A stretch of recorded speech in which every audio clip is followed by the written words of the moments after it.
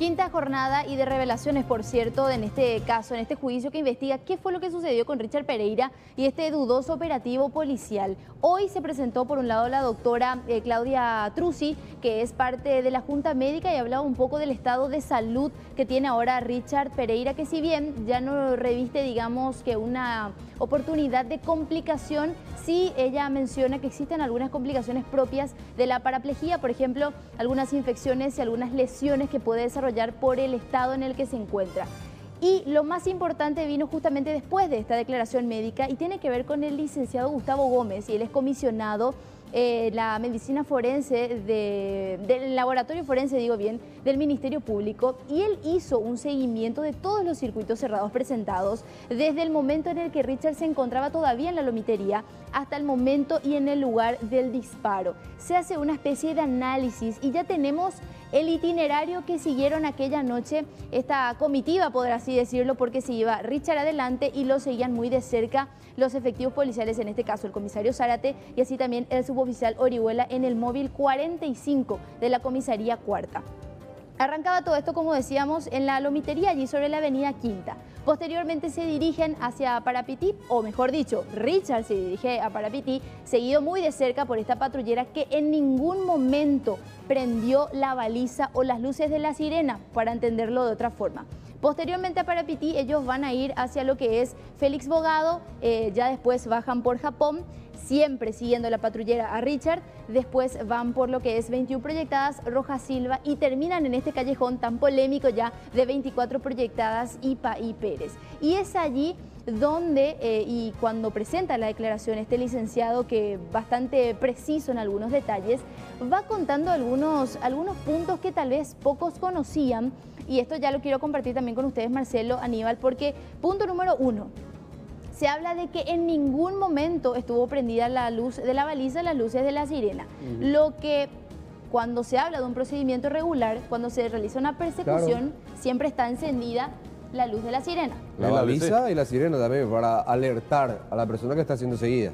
Totalmente, claro. Ese es uno de los puntos. Después, si bien, sí, un poco lo que decía también el suboficial Orihuela, el auto de Richard no tenía luces, no se puede distinguir si tenía chapa y tenía polarizado. Otro punto que contradice también lo que inicialmente se plasmó en aquel informe policial es que Richard en ningún momento efectuó un disparo. Desde que sale de la lomitería hasta este lugar, él nunca efectuó un disparo, ni desde su vehículo, ni ya cuando estaba siendo apretado, digamos, por la Policía Nacional en este callejón. Otro de los puntos, el único disparo, por supuesto, provino del suboficial Orihuela. Otro punto que también es muy importante y coincide con lo que vamos a ver en esta imagen, o lo que vemos en esta imagen, es que el comisario Zárate estuvo siguiendo de cerca absolutamente todo. Desde que Richard baja del vehículo propio, sube las manos, se entrega a la policía, se ve cómo ya el suboficial Orihuela lo tira al piso y se efectúa el disparo.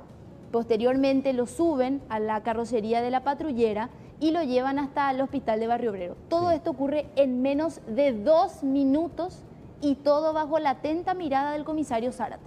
Qué increíble, ¿no, Violeta? Y en todo lo que se ha conversado tras este hecho casi trágico para la familia Pereira, no se habló del pedido de refuerzo por parte del comisario Zárate y de Orihuela en algún momento dado.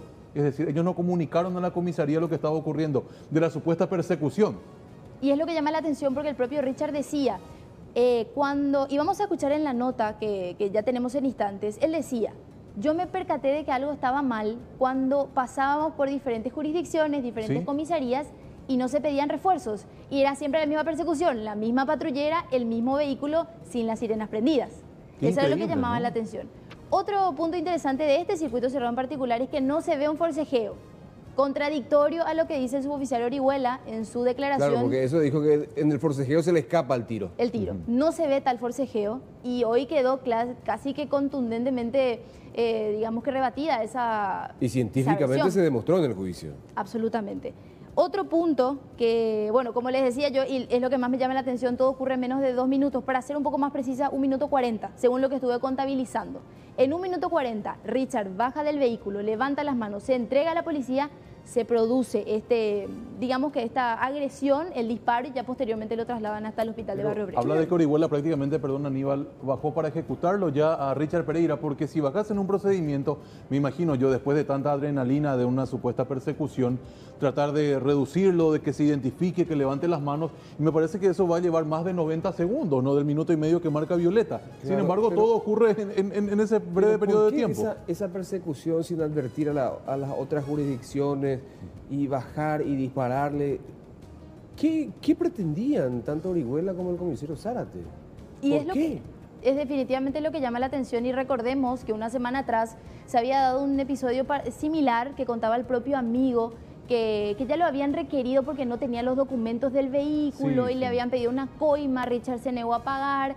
Ya había un antecedente con este mismo suboficial y por supuesto con el comisario, que es el jefe de la dependencia policial. Ah, Es increíble. habrá existido alguna discusión probablemente. Aparentemente. Y el propio amigo, ya la semana pasada en su declaración, él menciona que cuando él estaba acompañando a Richard en esa lomitería, Ajá. cuando el Richard se mueve, sale del lugar, ya ve a la patrullera siguiéndolo, el amigo estaba en el camino todavía y le dice el suboficial Orihuela, según siempre el testimonio del propio amigo, le dice, salí del camino que no es contigo, señalando que era directamente con Richard.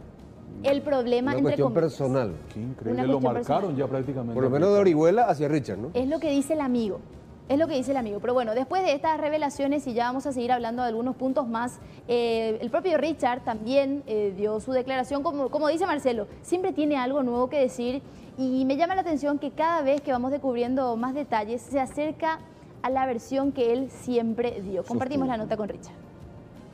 Me bajé del vehículo con la mano arriba, ya estando de espalda. Prácticamente me entregué. Eso se puede ver también en el circuito cerrado.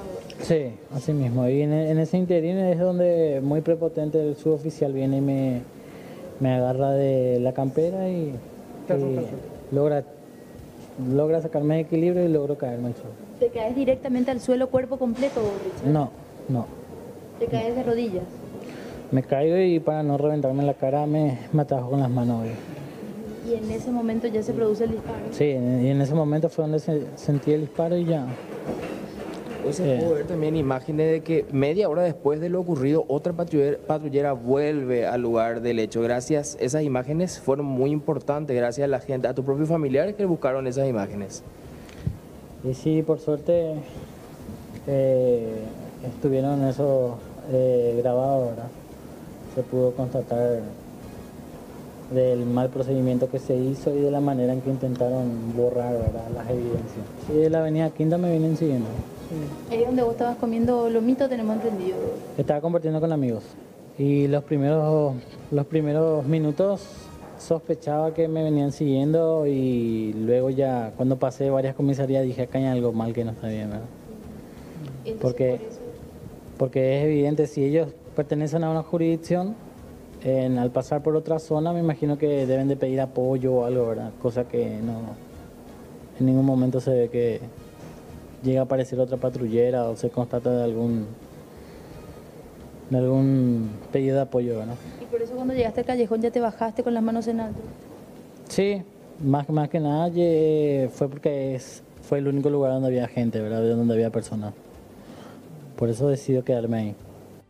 Bueno, y estas personas podemos ver también en imágenes del circuito cerrado que van, primero cruzan tímidamente y ya posteriormente cuando se retira, cuando llega el papá de Richard hasta el lugar, examina el vehículo y posteriormente se retira, también llegan más vecinos para saber qué era lo que estaba sucediendo. Eso por un lado, el testimonio de Richard. Y por otra parte lo tenemos también al doctor Jorge Bogarín, saben ustedes que sigue la parte de la querella adhesiva y él explicaba un poco también cuán importante es todo lo que se pudo revelar en esta jornada del juicio.